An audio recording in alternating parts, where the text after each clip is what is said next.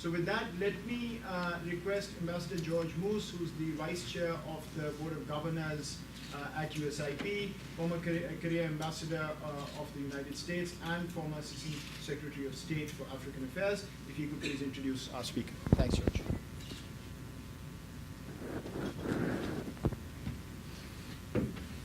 Oh, thank you, Moeed. It's my distinct honor to introduce to you somebody who I'm sure needs no introduction in this audience. Senator Mohammed Dar, the Honorable Minister of Finance of the government of Pakistan. He, as you all know, is a leading international economic and financial expert. But more than that, he is recognized as a leader not only in his own country, but internationally. His experience and expertise in the world of finance and economics are matched by an abiding interest in, commitment to humanitarianism, democracy, and the rule of law. He is a distinguished graduate of two of Pakistan's most prestigious universities, Government College, which is now Government College University, and the University of Punjab in Lahore. I believe most of you have had a chance to look at the minister's biography and resume, and I think we will all agree that it is indeed impressive. As I read through it, it seemed to me that there were three major themes or threads that run through it consistently. The first is his extensive experience and involvement in the private sector, which, as we all know, is the ultimate driver of economic growth and economic change and development. That experience actually began in the United Kingdom, but continued when he returned to Pakistan in the mid-1970s. And I think it's what informs much of his thinking as he is occupying this important, vitally important role as Minister of Finance. The second thread is that clearly of national and public service, something he has pursued both nationally and internationally. I noted that in 1976, for example, he accepted an offer from the government of Libya and joined as a senior auditor in the Auditor General Department in Tripoli. And in the intervening years, he has had an ongoing relationship with key international institutions, serving in the position of director at the World Bank, at the Asian Development Bank, and at the Islamic Development Bank. And at home in Pakistan, Senator Dar's commitment to public service is expressed in his 20 years of service in the Pakistan Parliament, including 2 terms as a member of the National Assembly and 3 consecutive terms as a senator. And during that same period, he has served his country in a variety of senior government positions as Minister of State and Chief Executive of Pakistan, the Pakistan Investment Board, twice as Federal Minister of Finance, Economic Affairs, Revenue and Statistics, and since June of 2013 as Minister of Finance. He is also a member of the Parliamentary Committee on Constitutional Reforms.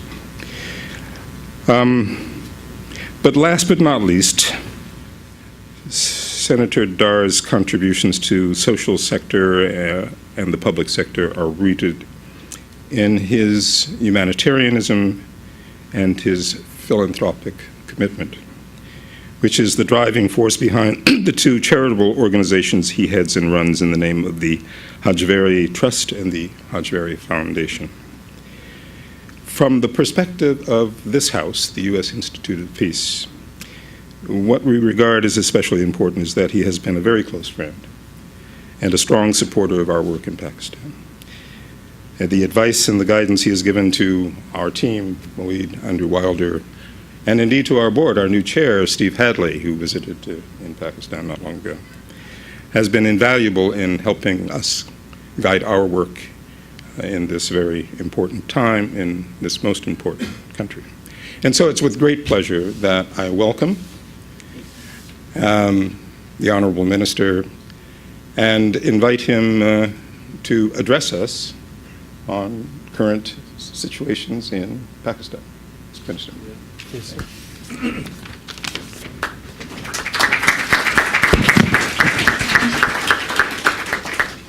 Bismillahirrahmanirrahim.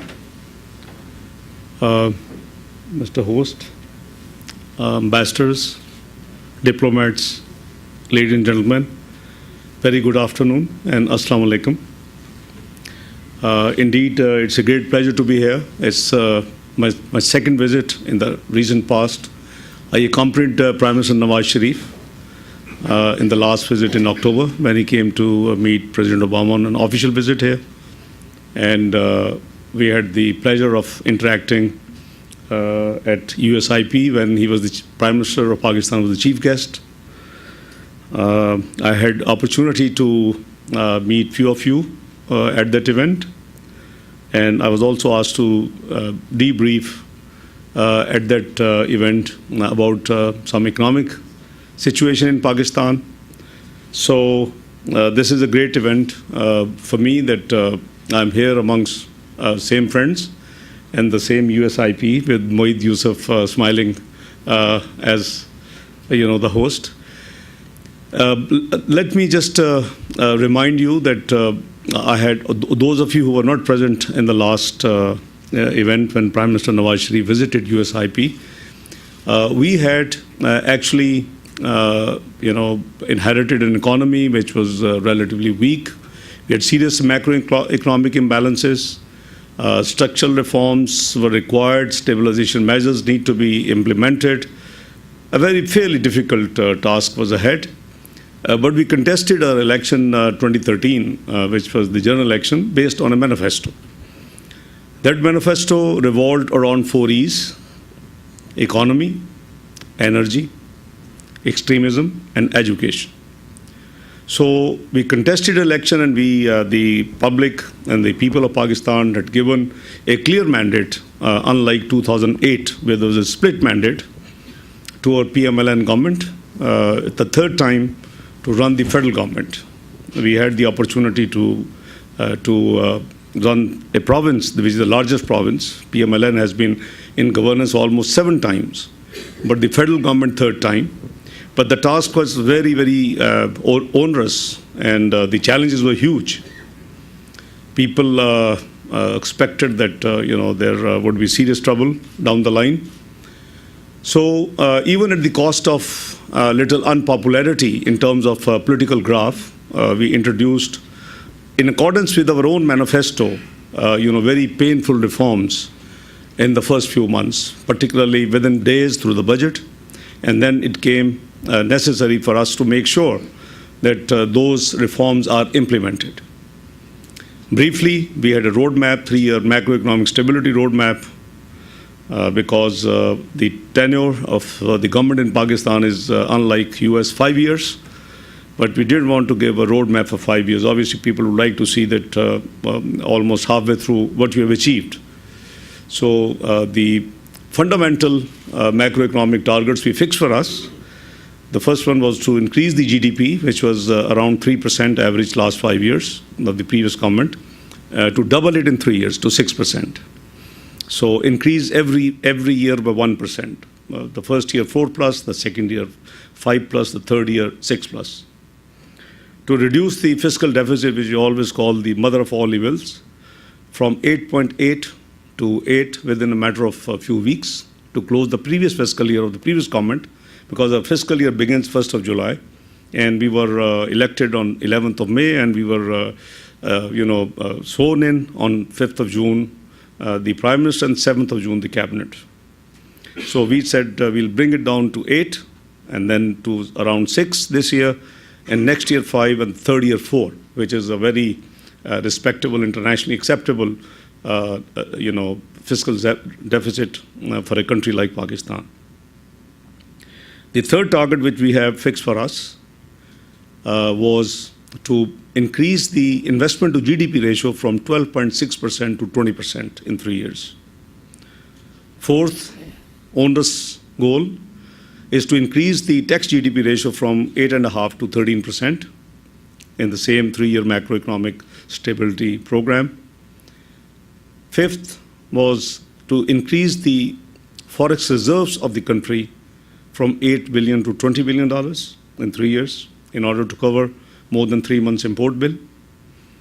And lastly, the public debt, which when we had the second time federal government, we left at 3 trillion rupees total debt, which increased in the next 8.5 years of a martial law driven government to almost double, over 6 trillion. And in the last 5 years, when the transition took place from a military, quasi-military rule to full democratic government, to 14.5 trillion. Now, this was certainly unsustainable. So we declared that in 3 years, we will bring it back to the statutory limit, which is 60% of the GDP. So these were the macro goals which we have been working around. There were some inactions, which are considered to be, for me, of criminal nature for any government, that for the sake of political expediency, you play with the economy. For example, the electricity tariff was not passed through for almost 15 months. It required, 6 cents adjustment from 9 cents to 15. And the regulator had given the awards, but not implemented, neither by the regular government nor by the caretaker government. The second one was there was a steep fall from the budgeted figure to the actual revenue collection last year, from 2,381 billion to 1,946 billion rupees. So they had revised it to 2,250, 2,150, 2,050, and this was very serious, and the caretaker government had committed here in this city with the twin buildings that they would go back and introduce 0.7% of GDP new tax measures, which were not implemented.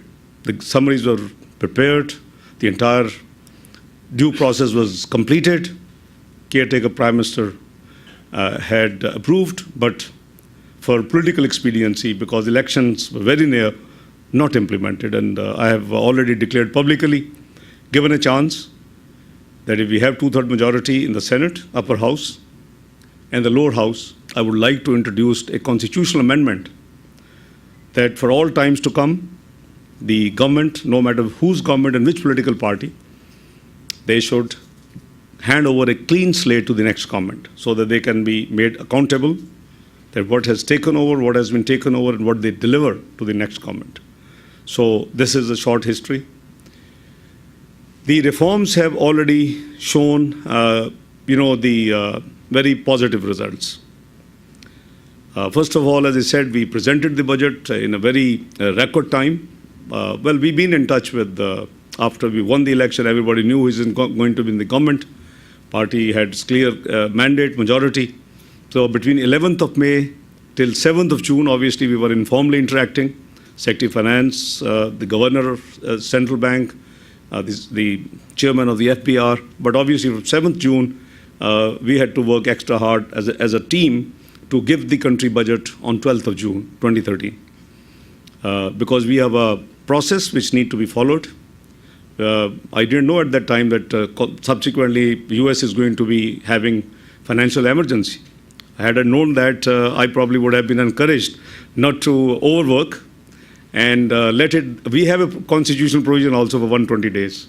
But we decided not to because it's new government and so we managed to give the budget on 12th of June, which was passed on 28th of June. We immediately re-engaged ourselves with IMF and all the reforms which one could have expected from the international donors to bring the country's economy back on track and to move towards the road of stability and balance macroeconomic position in the country.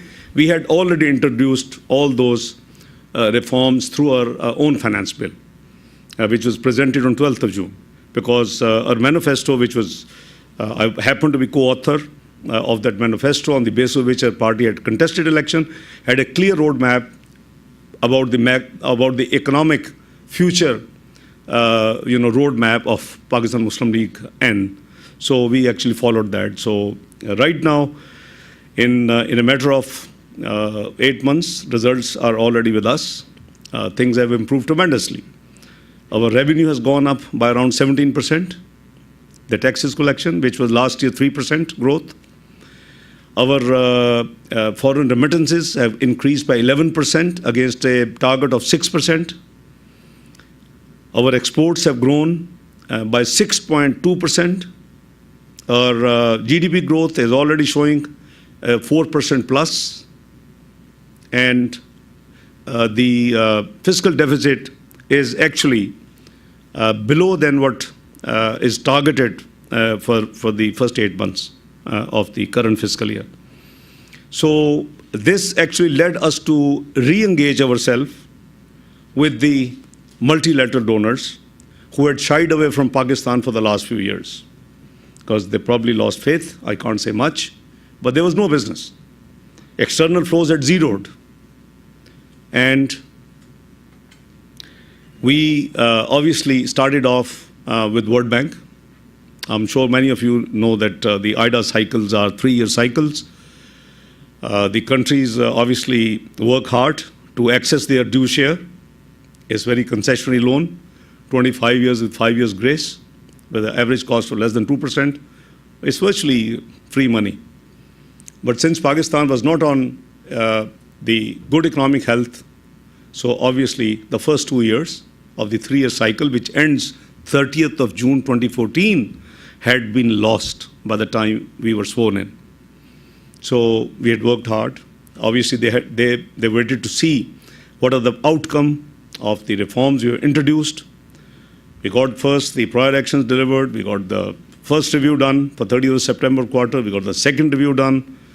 And that generated the faith, and that generated the trust, and that generated, the confidence in these multilateral donors to re-engage with Pakistan. I'm happy to share with you that we, according to our calculation, we could access maximum under IDA 16, $1.7 billion US. Having seen our performance, we are already, in business with them. World Bank Operations Committee has already approved 2 program loans of $1 billion US. While the world would celebrate Labor Day on 1st May, the World Bank would celebrate Pakistan Day by having our program in their board on that day. So we would have the last week of May 2 project loans. One is Dasu, Hydel project. I'll come to energy in a minute. And the second one was the water irrigation system in the province of Sindh. They have been working hard and trying hard, but no success. So we got these 2 projects in principle agreed with the World Bank 600 plus 100 million. So that's how we would be able to access as a country to what I call due share of Pakistan as a member of these 2 institutions. This, has now led us, we have been absent from the international bond market for 7 years. So Pakistan decided that we should sound out, that we would wish to be back and be present in the international market. So me and my colleagues, we had been traveling last almost a week. One team towards west and other team towards east. One was headed by me, the other team towards east was headed by Finance Secretary. And we ended up our road shows last night in New York. West team been to Middle East, Europe, and US. The East team went towards Hong Kong, Singapore, LA, and Boston. We had indicated that we would go for index size, which is $500 million standard size of an issue. The response is amazing. We just, before I came here, we closed the, book building exercise. It's manifold. That shows that the confidence of the financial markets also, like the multilateral donors, has come back in Pakistan's economic future. They are satisfied with the performance. They're satisfied with the results so far achieved, and overall they're satisfied with the direction of Pakistan economy. Against our, the indication of, soliciting about $500 million bond, we had ended up with obviously with great acknowledgement for those who had actually made a historic interest, demonstrated historic interest in Pakistan sovereign paper. This is the largest, demonstration of interest in Pakistan paper ever in the past. As I said, it's more than tenfold. And we decided to, go for, instead of $500 million, $2 billion, close transactions for $2 billion, one for 5 year and one for 10 year. So this is, the confidence of the bond markets. As I said, the multilaterals, I explained the World Bank. Asian Development Bank is back on business. They have done already Jamshoro project. They are doing social safety net funding also. And they would also be joining in for the program loans, which is one for on the development sector, taxes, etc., the revenue, and the energy reforms. These are the two reform programs which World Bank, God willing, would give final approval on 1st of May in the board meeting. So we have been now proactive in coming back to the economic map of the world. The indications are very positive. I would start from where we are sitting now. It was one was happy to read in Wall Street Journal a few weeks back. Despite serious security concerns, Pakistan is likely to attract huge interest of foreign direct investment in Pakistan. Obviously, it is based on what we promised, what we have delivered so far, and our roadmap where we would like to take Pakistan, which I explained as 3-year macroeconomic stability program. Since IDA 16 would close on 30th of June 2014, we had now engaged ourselves with the World Bank Group for the next 5 years roadmap, 2015-19, the country strategic partnership program. Now, this program will revolve around 4 E's of our political party's manifesto, which I explained: economy, energy, education, and extremism. So we have, in principle, agreed for the next 5 years, the World Bank Group is likely to fund different projects revolving around these 4 areas to the tune of around $10.2 billion US. Our results, as I said, have been quite encouraging. We believe that we will remain, God willing, on track, and we would either perform or overperform. JETRO, I don't know how many of you have the chance to read their latest report. They have indicated Pakistan is likely to be the second choicest place for the foreign direct investment. If we continue to follow the reforms and take the country forward as per our economic plan unfolded, they believe that Pakistan is likely to be the second choicest place for the foreign direct investment. The Overseas Investor Chamber of Commerce, where Pakistan was rated -34, most of the multinationals of US-based companies are the members. So they have now rated Pakistan +2. In terms of latest survey of the World Bank, for business confidence, Pakistan has left India behind. We have 110, India is 134. So the last thing, good news for me is our old friend, Mr. O'Neill, the economist, has now come up with the term mint as opposed to previous term BRIC. Now the mint is Mexico, Indonesia, Nigeria, and Turkey. The good news for me as Pakistani, that he rates now, it's a joint exercise, professional exercise undertaken by economist O'Neill and BBC. that Pakistan is likely to be, if we continue on the reform path we have adopted for Pakistan, Pakistan is likely to be moving from 44th world economy as of today to 18th world economy by 2050. As a citizen of Pakistan, I'm quite happy with 18th or better, but I'm certainly unhappy with the timeline he has given for us. We would like to halve it if possible, and I can assure you it's doable. Pakistan economy has a great resilience, has a great potential. We have so far been working mainly to fix and do the fighting and fix the macroeconomic imbalances which we inherited. I believe the future lies in the exploration and production of the natural resources Pakistan is blessed with. That area has been totally ignored in the last 2 decades. Internationally proven track record of reserves in Pakistan are quite high, both hydrocarbon as well as coal and other minerals. Obviously, there was not very good economic incentive for the exploration companies to come and explore. Despite the fact Pakistan has one of the best success rate in this field, up to 2012, last 2 years have been not very pleasant. Up to 2012, if you drill 5 wells, any drilling company, they will have at least 1 discovery out of 5 wells. This is one of the best, on the globe. So we have, the previous government had actually announced, but it remained fully implemented.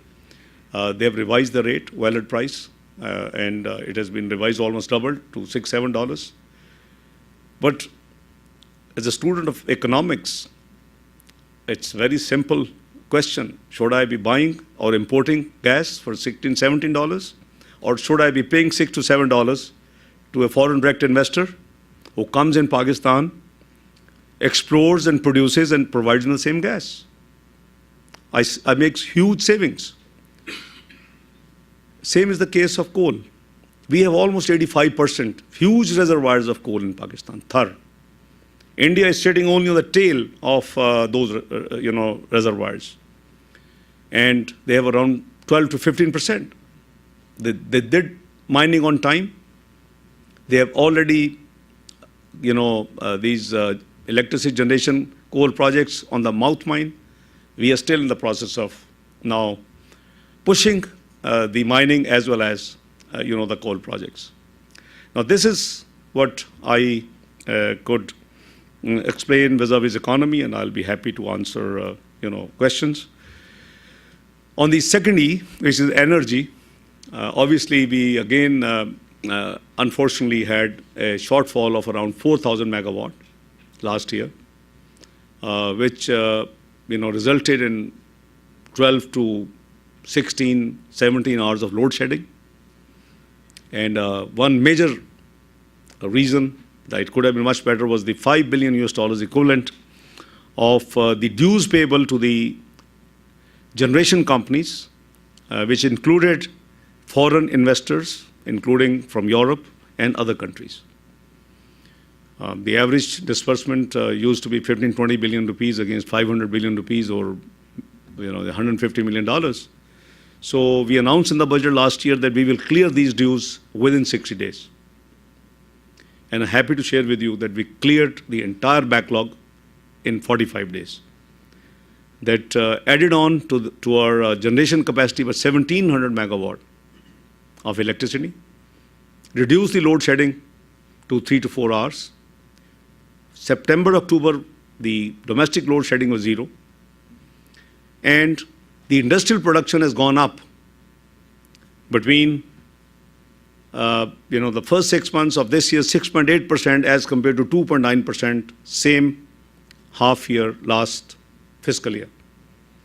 So when I say that there is a great potential, I think certain things need to be fixed. Now, we have come up with a very detailed plan of enhancing our generation capacity within this tenure by not 4,000, the supply-demand gap of today, but around 9 to 10,000 megawatt, so that we can cater the additional demand, which would obviously be required for the enhanced GDP growth which we're aiming at. So there is a medium-term plan and there is a long-term plan. We are also embarking upon the energy projects like Dasu, which is about 7 to 8 years, the Amar Bhasha, which is 10 to 12 years, because both are 4,500 megawatt. But the Amar Bhasha is not only power generation, hydropower generation project, but it's also a dam, a water reservoir, which Pakistan needs very badly. We have also undertaken some cleanest technology-based coal generation projects, 6,600 megawatt in Balochistan, and around 4,000 megawatt in province of Punjab. The future infrastructure uplift program is again massive in our 4 years. It would be something like 30 odd billion US dollars equivalent, which would generate economic activity and hundreds of thousands of jobs. It will increase the per capita income. It will give a boost to the GDP growth. So, but most of those projects would be either on BOT basis or on public-private partnership basis or on IPP mod. We would give upfront tariff for almost all different fuel-based energy projects henceforth to be commissioned in Pakistan. We have already given bagasse, biomass, renewable energy, solar, wind. So that's the focus, even coal-based. So the idea is the energy mix, which has gone terribly towards the wrong tilt over the last 15, 20 years, from 75% non-furnace oil and 25% furnace oil, has now gone other way around in the last 2 decades. It is 75% furnace oil based and it is 25% non-furnace oil based. As a consequence of which, the price of electricity is much expensive than even United States of America and many of the European countries. It's about 15 cents on average. I'm sure most of you would know that the furnace oil-based energy would cost you something like 23 cents per kilowatt. So it's fairly expensive. So we are frustrating that energy mix by adding all the future generation projects, be it civil nuclear, be it solar, be it wind, be it coal-based. They would all frustrate and bring down the average over the next period of 4 years. So we don't have to increase, this energy prices in the long run, medium to long run. Inflation numbers are showing very smart. I keep repeating that the directions of upward growth on GDP and downward trend of inflation have converged between IMF and Pakistan government, which is a good sign.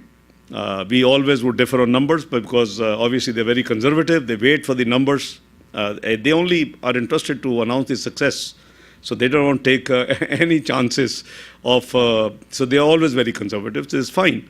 But they now believe, and they have declared, not only them, but Asian Development Bank, that Pakistan growth is likely to be better than projected or anticipated by IMF or Asian Development Bank. They have even revised the number from 2.8 to 3.1.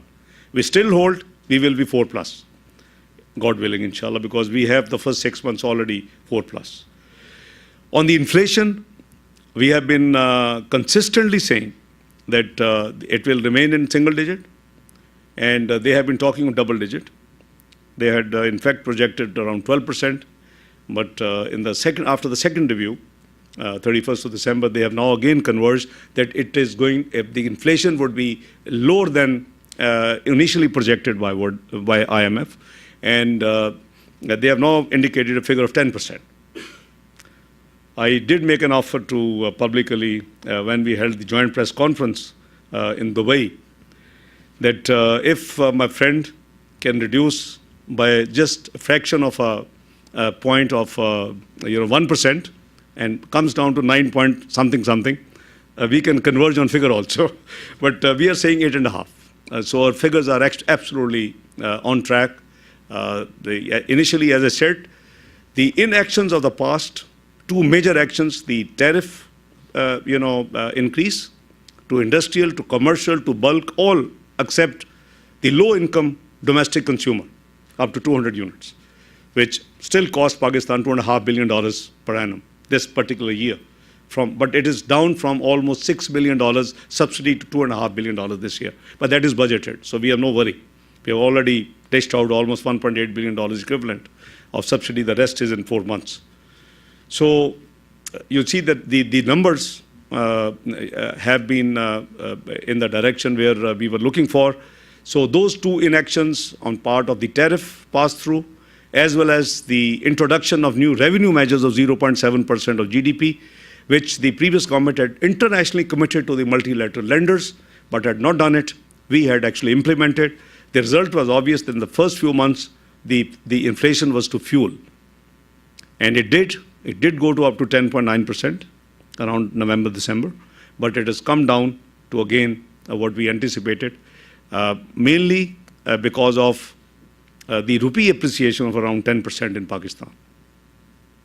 We had, a very volatile handful of speculators were playing with the currency, and it's not the first time. I happen to be dealing with a crisis every time. There are some, and it is the second time. The people played with our currency in 98, 99 too, post sanctions, post nuclear detonation sanctions imposed by the world, and again. This time, because of the speculation angle, the currency had actually gone to, I'm sure those of you from my co-nationals who have been remitting money from here must be very unhappy. They'll be losing 10% in terms of rupee value, but they should not bother much, because the gain to the exchequer is huge. It's almost $7 billion equivalent as of now. It's almost $7 billion rupees worth of loans have gone down in terms of actual numbers. So please bear with us. It's a small cost you would pay. The things are getting cheaper. The people you send the money to, 14 industries have, as a consequence of stable currency and an appreciated rupee, have voluntarily, after negotiations with the government of Pakistan, announced reduction of their products between 5 to 8% just around 2 weeks ago. The government has reduced already the petroleum prices, kerosene, petrol, diesel, high speed, light speed, high octane, almost on average 5% over the last few days from 1st of April, effective 1st of April. So it's going to bring the inflation down. So inflation would be, as I said, in the single-digit territory. The stock market has been doing wonderful. Already declared one of the best performing emerging market in the region. So you see it has increased about 30% value. The index has increased by almost 33%. In terms of rupee capitalization, it has gone around 25%. In terms of dollar, it has gone 18%. So they're good numbers. So I now believe that the slogan we gave, we do not need aid, he would like to, depend on investment and trade. I think we have moved towards that goal already practically, by performing the way the Pakistan economy has performed. So energy, I think I have covered. The education, we have a plan to double our national allocation for national allocation of education from 2% of GDP to 4% over a period of our current tenure.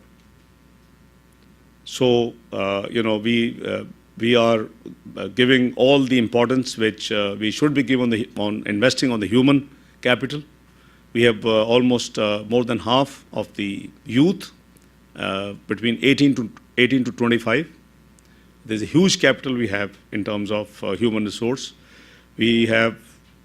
Whereas we have in our budget for the current fiscal year applied all the possible austerity measures. 2 areas we have increased our allocations. One is development program, because country needs infrastructure, energy, communication, development projects in Pakistan. So increase almost by around 30%. On the social safety net side, we have increased our allocation by 87.5% for the current fiscal year. We would be serving 1 million more families through the cash income support.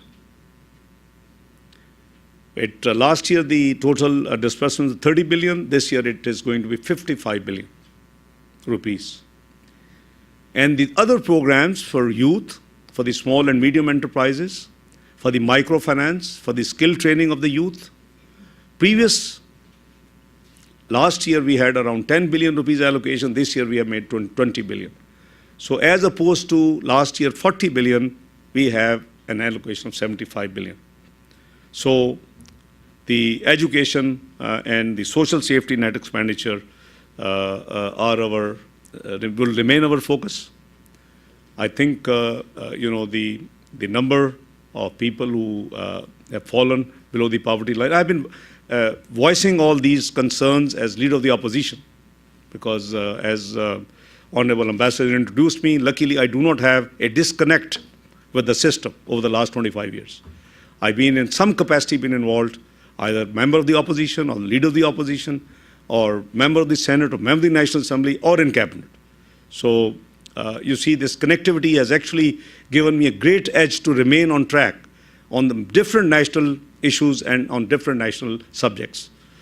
So I can assure you that we would be giving the due priority, and I've been saying that the vulnerables are getting worse, their positions and the incomes are falling, and etc. The numbers were increasing. Actually, it happened to be true, because 5 years ago, the definition of the dollar a day, and I've been saying it's not fair. The purchasing power of the dollar, even in United States of America, was not the same. So thanks God, the benchmarks have been revised. But I have been voicing as leader of the opposition. Mohit asked me that how long would I like to speak? Is it 30 minutes? Or I said anything between 30 minutes to 3 hours. I said my budget debate, when I open as leader of the opposition, I used to take around 2.5 to 3 hours. But I said I will not bore the audience. We have a huge, perhaps more interesting Q&A, because the ideas or any questions you have, I would like to answer. Lastly, the extremism or the security matter, the fourth E. Obviously, it is equal priority of our government to deal with the security situation in the country, to eradicate extremism, and, for the purpose of the regional peace. I think we have been pursuing proactively this goal, parallel and with equal priority as for economy or energy. It's a different matter that the results on economy are quicker than on the security issue, but things are improving. The government decided, the Prime Minister invited all the parties, whether they were present in the parliament or not present in the parliament, all political parties' leadership, soon after, within weeks, and these all parties conference, which took place in Islamabad, gave a mandate to the Prime Minister to try and resolve this issue through peaceful dialogue process. So we are giving the peace a last chance through dialogue. The other options will remain available to the government of Pakistan. I don't think we have too long time to wait.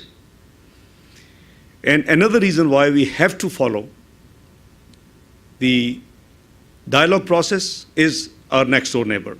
It has a great impact, obviously, on our policies also. Afghanistan chose to engage Taliban and requested Pakistan that almost 4 dozen of key people who were in the custody of Pakistan, and the US and Pakistan were on one page. Afghanistan requested both countries that those should be freed so that they can facilitate the process of dialogue between High Peace Council of Afghanistan and Taliban. So that also has a bearing that for us to go solo on targeted operations or operations wouldn't have gelled well, because the enemy is common. Whether they are stationed across the border from our international borders or our side or their side, the issue is common. And I call them common enemy. So we have a priority to deal with the subject. Our government has a very, efficient and very robust recent national internal security plan, which was approved by the Parliament, by the Cabinet. We have made some different changes. We have introduced another ordinance, Protection of Pakistan Ordinance. So we are taking all the legal steps which are required in order to deal with this menace, because the human rights activists always they have their own view how to deal with this problem. There are always two schools of thoughts. But as I said, we have sequenced our actions in accordance with the All Parties Conference to go for what I call give a peace last chance through dialogue process. So that is on.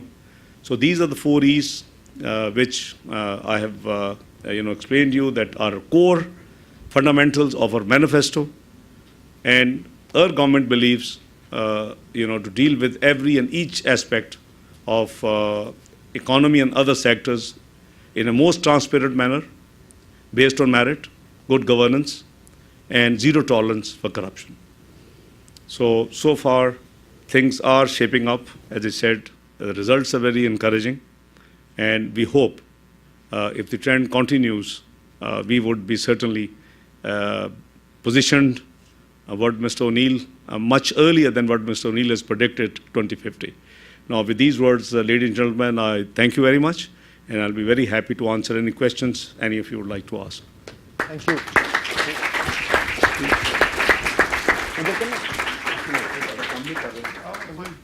Okay. I'm fine. Thank you, Minister Dar.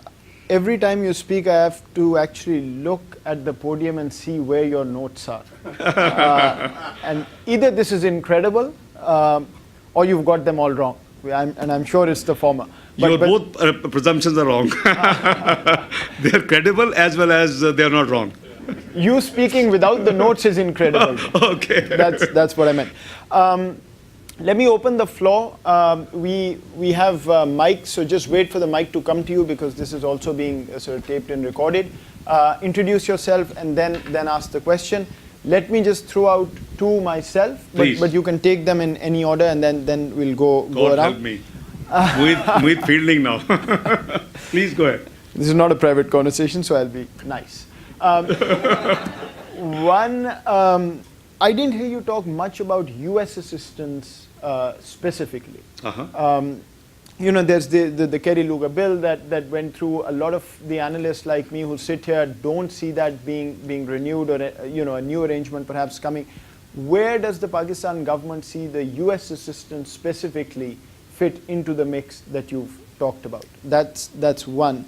And the second, if I may, there was a bitter disappointment, at least I've had a lot of questions asked on the deal, quote-unquote, deal with India. And I remember last time you were here and you spoke in town, there was a fair bit of optimism around it. But it seems that there's been a bit of a delay in that. So some reflection on where we stand. Is that going to move forward, and why the rather surprising sort of delay?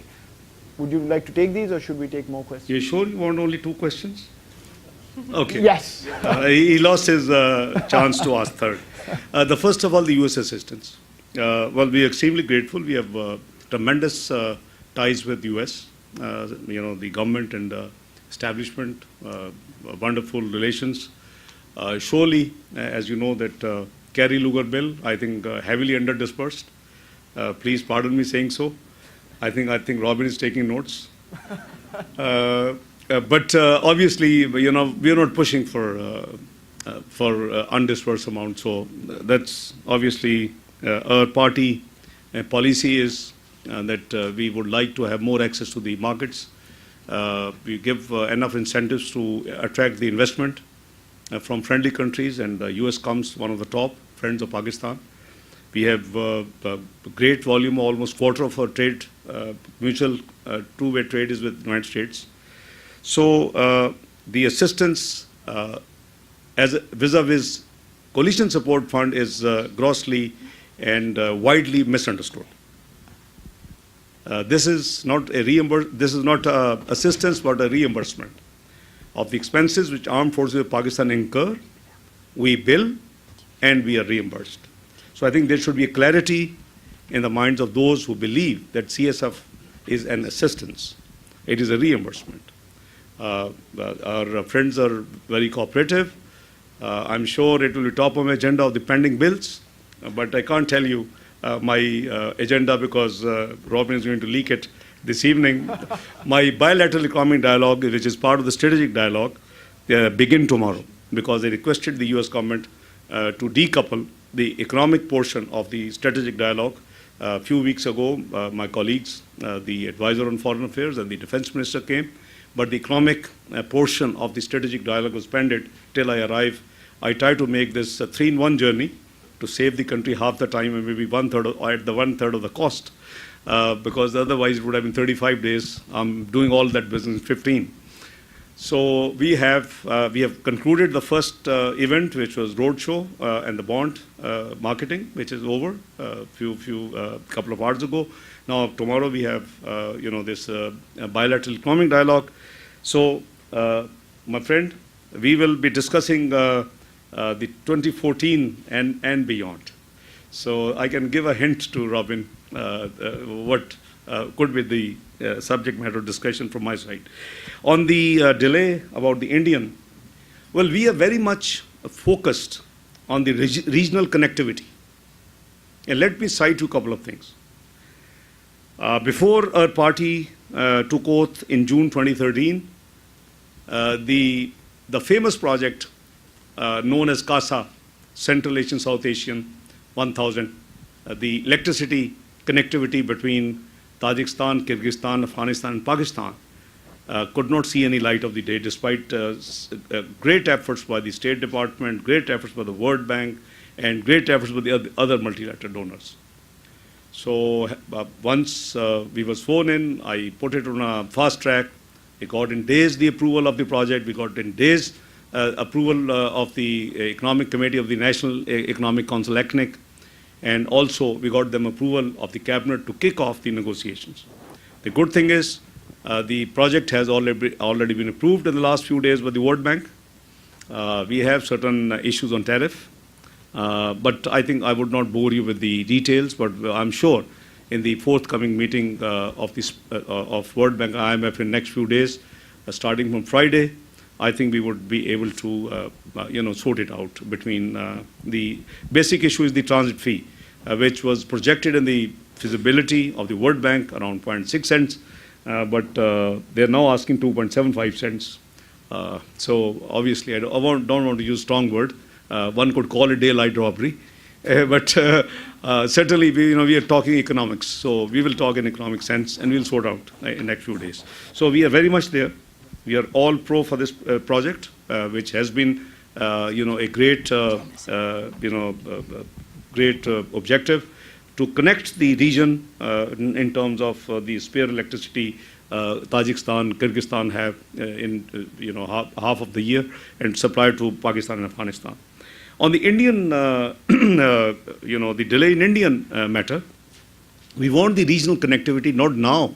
But we are the political party who actually, triggered the process of dialogue in as early as 1999 with the BJP Prime Minister Vajpayee at that time, who first on his first ever state visit, or any Indian Prime Minister to Pakistan, who declared that we want to resolve what we have been saying. He said all issues, including the pending issue of Jammu and Kashmir, on the basis of mutual dialogue. So it was a great beginning, but unfortunately got derailed because of the subsequent coup, a military coup in Pakistan. So we have re-engaged, and then we also came up to push the concept of SAFTA. There is a regional cooperation of 7 countries, and we wanted to convert SAARC, a forum for this free trade in the region like European Union, SAFTA. But somehow, due to a hard stand and certain barriers by one of the major neighbors, this could not see light of the day. Again, we have now got engaged with India, on a very proactive manner in the last few months in order to expand the trade between the two countries, what we call non-discriminatory market access. It's a new term we have coined for mutual expansion of the trade. We wish to minimize the negative list by both countries. They have about 186 items which should be opened, and we have a similar large, long list. There was a committee, I can share it with you. There was a committee headed by me to review the future roadmap about the trade with India, the regional, for the purpose of regional connectivity. We have recommended to the Cabinet and to the Prime Minister that this is to be proactively followed and closed. The dialogue was at a very advanced stage. But on reflection, we believed that it is not the time that we should conclude this deal with Congress, with the sitting government, because we might be seen that we are becoming a partisan to the Indian general elections. We were only a few days away. Even a tentative meeting of the cabinet was penciled in for this purpose. It needs cabinet approval. But I think the wisdom prevailed. No matter whom Indians would elect as their future federal government and which political party is none of our business, is the prerogative of the people of India. And whosoever they elect, we would, let me assure you, the spade work is there.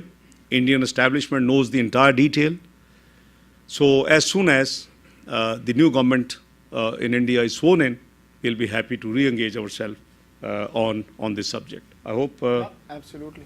Thank you. More than necessary. We have Taha here. Absolutely.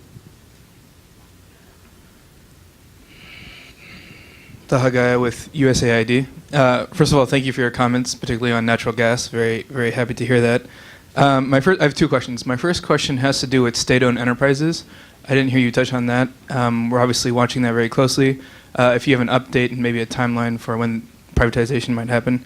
And my second question has to do with, given the success that you talked about in the bond markets, and given the recent grant by the Kingdom of Saudi Arabia, does that lessen the intensity with which Pakistan is participating in the IMF program, and does it intend to stick it out?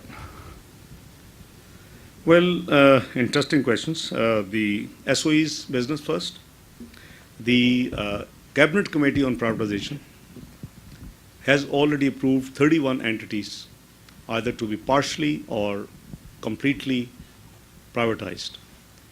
The fast track transactions are obviously capital market based, whereby we have certain shares to offload of OGDC, Oil and Gas Development Authority Corporation, PPL, Pakistan Petroleum Limited, financial institutions.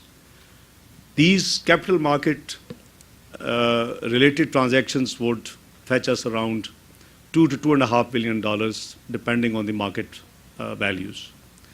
The process has already been triggered. The advertisements for the appointment of financial advisors to advise on the transactions are already out, and the response is in the due process. We have the intention, I can share it with you, to probably go for half of this on international market, where we are already listed, OGDCL and PPL and UBL type transactions. We probably would take it to the international market through GDRs or whatever good advice we get from the financial advisors dealing with the transactions. And the rest we would unload in our own stock market. So these transactions are well on track. They're about 7 out of 31.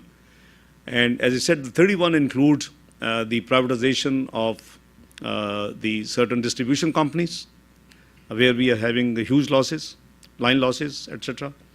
Also, a couple of generation companies of the electricity. Then we are looking for a strategic partner in the national airline with a clean balance sheet, what I call PIA new, so that the investor doesn't have to bother much about due diligence.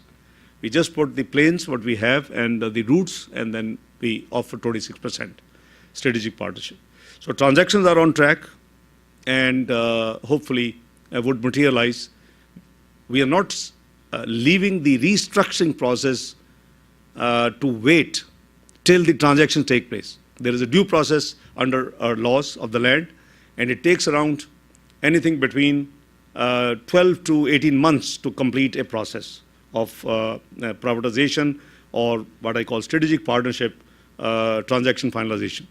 So you might have seen that we went for invited bids for wet lease first. We had 4 planes inducted. The pilgrims who went for Hajj didn't have any problem first time in many years. They had very peaceful service. Then we inducted and we advertised for another 10. We got 3 of our choice. On dry lease, we inducted. Then we had another tender of 10. We got 8, which are being delivered this month or next month. So you will have the chance to now switch over your airline. I'm also doing marketing for Pakistan, by the way. You'll be back on your national airline with the beautiful planes, latest model 2011, 2012, with leg space if you pay the right price, and good hostesses with new dresses. So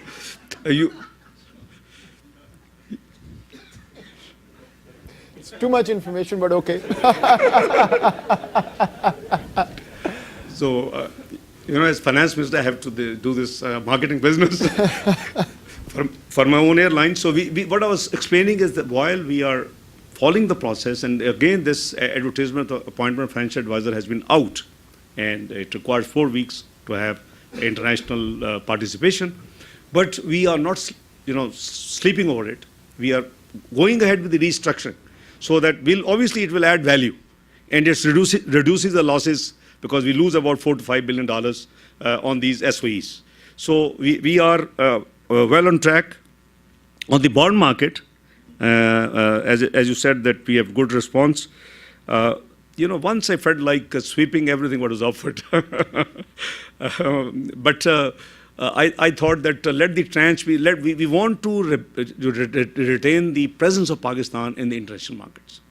I think the absence of 7 years is not too good, rather very bad, to use the right words. So we intend to remain in the international markets. Obviously, the foreign direct investor would like to see our presence. We are already in the equity market through our shares in OGDCL and other shares, and we would like to be in the bond market too. So bond market, yes, as I said, the response is tremendous, and must thank all those international large bond managers and funds and business houses who have actually shown great interest and confidence in Pakistan. Much beyond our expectation, to be honest, and much beyond the expectations of the issuing banks also. So you linked it with the Saudi assistance. And then you linked it with saying probably bye-bye to IMF. None is going to happen. Let me assure you that the reform agenda we have implemented, I keep repeating that it is, even if I did not need to have an access to the IMF, which actually was necessary because of the previous loans, I don't want to enter into blame game outside Pakistan, which was $8.5 billion. You know that is a standby program. The installments became due. This year, $3 billion alone was repayable. So we had to go to IMF. But even hypothetically, if the country's state of economy was what it was, which I as leader of the opposition knew and been yelling to just take corrective measures, and it was falling on deaf ears. So I would have done, we as a government would have done the same what we have done today. So the reform program is our own home-driven program. And it made life of IMF very easy. They were rather excited. I mean, I announced my budget on 12th of June, took oath 7th June, announced budget, and they came on 19th for a regular review. And they were excited to see that what probably, potentially or possibly they could advise or suggest to correct the economic imbalance, we have already done it and already announced that we are going to do in this roadmap. So the two things do not have linkage. The Saudi assistance is one-off. It's not Saudi, I'll call friendly country assistance. So it's one-off, and it isn't the first time. They had done it in the past, same countries in the past, 98, 99, deferred oil facility. So this is one-off. Many people ask me in these road shows, has this been an instrument to improve your rupee appreciation? My answer is no. We have a volume of something like $5 to $6 billion transaction per month. 40-odd billion dollars transactions of import, export, and other transactions per annum. So this is a gift, no matter how small it is, a grant or gift. It has to be acknowledged very graciously, and we do acknowledge graciously. But it isn't the factor which has actually led the rupee to appreciate. It was already adjusted by 9% by the time this inflow came end of February and beginning of March in two tranches of $750 million each. So, a lot of, I would say, irresponsible people try to give it a color of first some political reasons. And I, on floor of the House of the National Assembly, categorically denied there is no political strings or financial strings attached. Then some people try to give it a color of some sectarianism. I think they're all wrong. I think a grant or gift is a gift, whether it comes from US or from any other country. I think that must be acknowledged with thanks. And we do acknowledge, our government does acknowledge with thanks what it has been done. But surely it is not the only factor. It might have contributed a little more value addition to the appreciation process. But it cannot be the total wholesome reason for the appreciation rupee has demonstrated. So there is no connectivity. I hope, my friend, I have tried to clarify everything. Thank you. Okay. At the back, and then we'll take one more because I know Minister Dar has to leave at 4:30. Please. Thank you. My name is Tim Marlowe. I'm from Johns Hopkins University. And sir, I had two quick questions. I think the first one being, you talked about the 5-year initiative for the 4 E's, those lines of effort. Will those funds be allocated across the board evenly, or will there be specific emphasis on the economy per se or education? And then the second part of that question is focusing more so on the energy aspect. Through my research, I've learned that there's a big push for green energy in Pakistan, primarily solar energy. Will there be initiatives as part of this the 4E plan to kind of incentivize solar or other green energy infrastructure within the country? Thank you. Yeah, thank you. On the question of 5 years, I think you're talking about the World Bank Group, which I called the Country Strategic Partnership for Future Roadmap, and around indicative possibility of 10.2 billion. Surely it can't be equally allocated. It differs from project to project, program to program, and it would be actually, would be decided when the time comes. And but certainly the 4 areas it will be revolving around 4 E's, surely. But I'm 100% clear that it can't be what you said, that equally dispersed or equally distributed. That's not possible. So that's number one. So it would be as per the the requirement at the time of and the agreement between the government of Pakistan and the World Bank Group, when it happens. On the question of incentivizing the green energy, yes, sure. We are, we have already given solar upfront tariff. The tariff of solars are coming down. We might have to review very soon. Those of you who wish to put up solar energy, please rush to the NEPRA, get an agreement before the the tariff is revised downward. So please come up. Yes, we are actually for all renewables. We wish this is the idea that if we come up with upfront tariff, the investor has and would save almost year and a half effort. Now, this was not business-friendly approach. It was a flawed approach. Why should I be running your financials? If you want to come and invest, let's say, in solar or wind, it's none of my business to run your financials to see whether you are making the right capital investment, or you are overvaluing the project or undervaluing the project. So, this has been the past history. Why? Because the government of Pakistan, and I call it a flawed policy of the last 15, 20 years, was guaranteeing the capital, was guaranteeing the return. And this is ridiculous. Your investment is guaranteed in Pakistan. None of the foreign investment has ever been subject to any loss in the sense by nationalization or reappropriation or anything in Pakistan. The laws are in place to protect the investment of the foreign investor. Never accept a very small interested member in the worst days of nationalization world over, when the rule of the game was socialism and communism in early 70s, late Zulkali Bhutto. Even he could not and did not nationalize the foreign interest in Pakistan, except a very small interest in the life assurance corporation in Pakistan. But all foreign investment has always been guaranteed, has always been taken care of. But if I need energy and I should run my own models, what is the fair price, like the whole world does, give you an upfront tariff, it should be your business to run your financial models to see whether it is $1 million per megawatt cost is fair, or 7,000 and somebody gifts you, like Saudi Arabia. So you bring a free project and plant in lab. So we have come up with upfront tariff. We will give the number of years. They will give you power purchase agreement, which is a sovereign paper, sovereign guarantee, and you can go to any institution, and this paper is obviously bankable, that you can raise the funds and funding for your project. Yeah. Last question or second yes, last? I think let's take the one at the back sure. there, and then we can close. Hi, my name is Amanda Mayoral. I work at the Institute of Peace here in the economics department.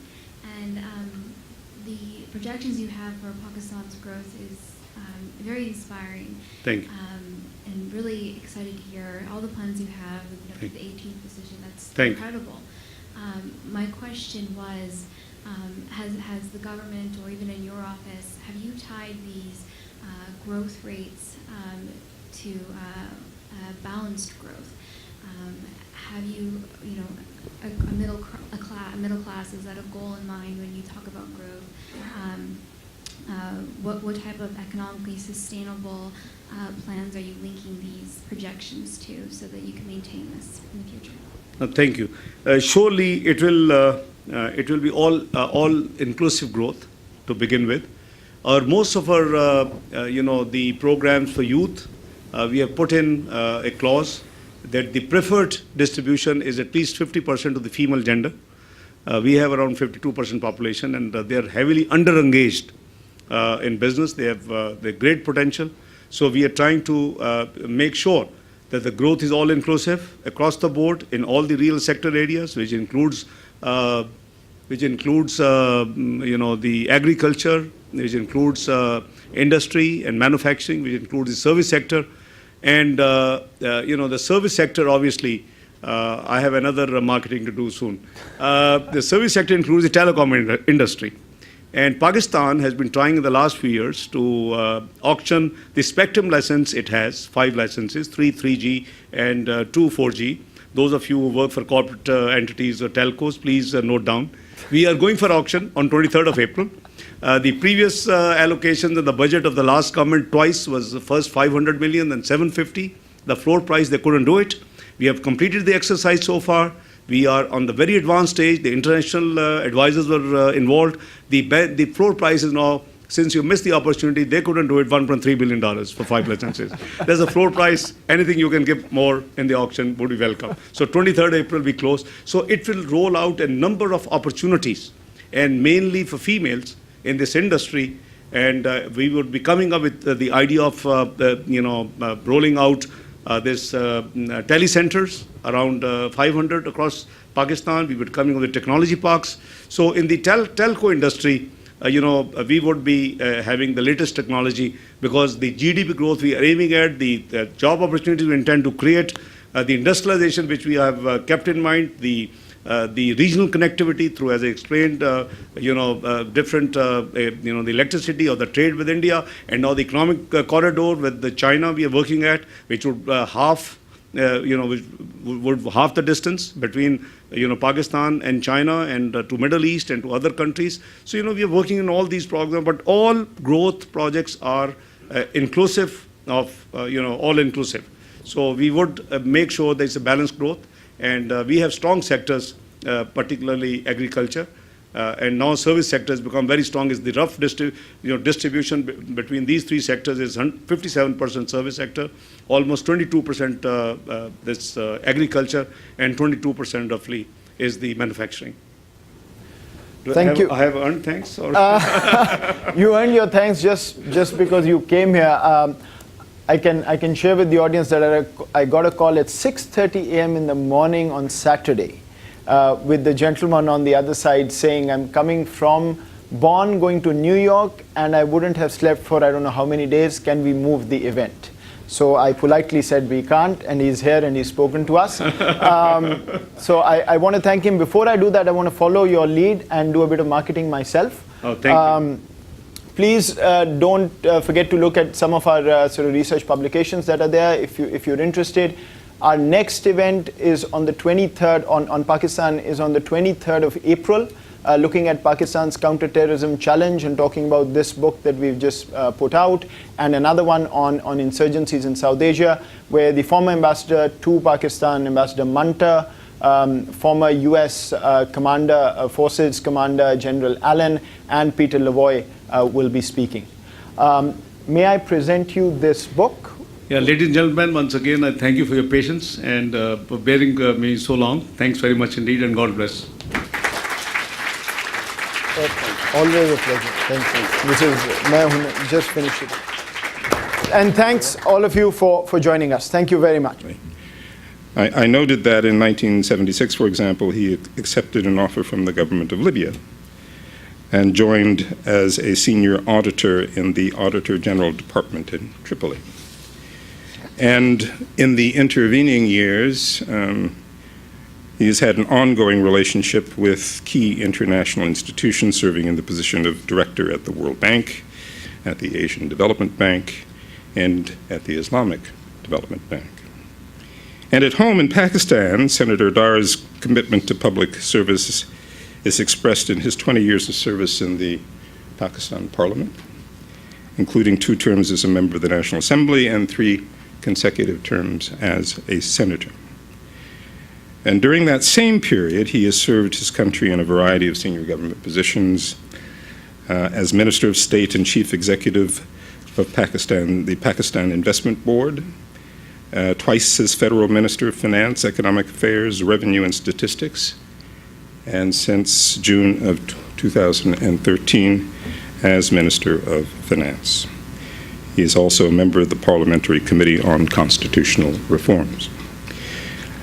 But last but not least, Senator Dar's contributions to social sector and the public sector are rooted in his humanitarianism and his philanthropic commitment, which is the driving force behind the 2 charitable organizations he heads and runs in the name of the Hajvari Trust and the Hajvari Foundation. From the perspective of this House, the U.S. Institute of Peace, what we regard as especially important is that he has been a very close friend and a strong supporter of our work in Pakistan. The advice and the guidance he has given to our team, Waleed, Andrew Wilder, and indeed to our board, our new chair, Steve Hadley, who visited in Pakistan not long ago, has been invaluable in helping us guide our work in this very important time in this most important country. And so it's with great pleasure that I welcome the Honorable Minister and invite him to address us on current situations in Pakistan. Mr. Minister. Please.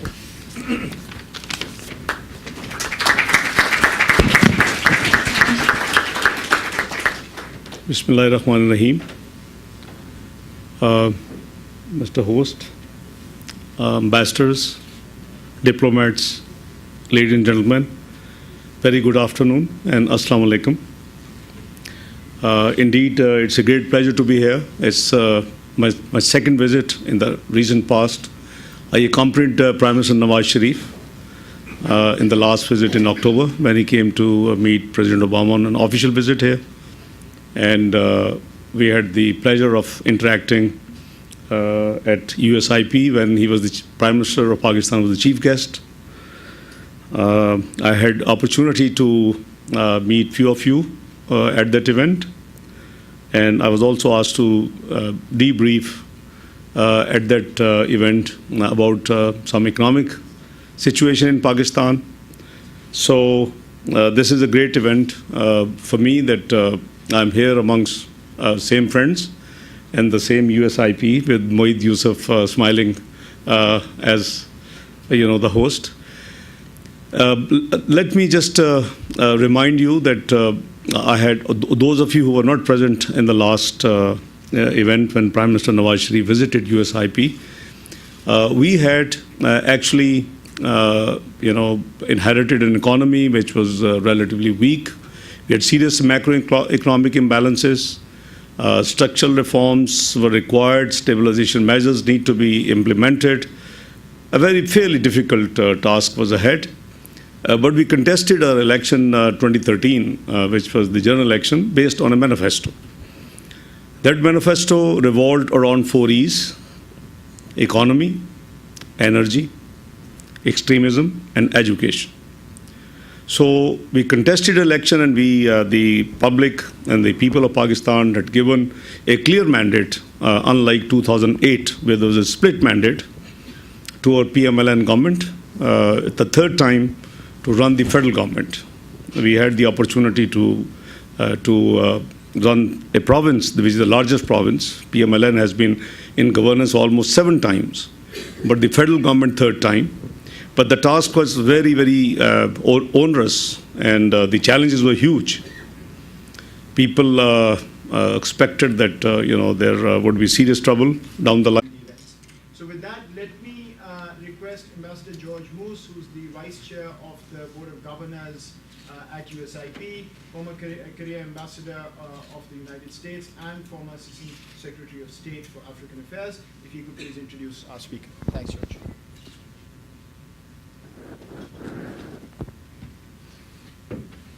Well, thank you, Moeed. It's my distinct honor to introduce to you somebody who I'm sure needs no introduction in this audience.